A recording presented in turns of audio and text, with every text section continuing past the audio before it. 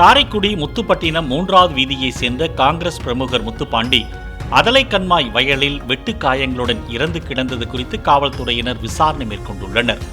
சொத்து தகராறில் அவர் கொலை செய்யப்பட்டாரா என்பது குறித்து விசாரிப்பதாக காவல்துறை தெரிவித்துள்ளது.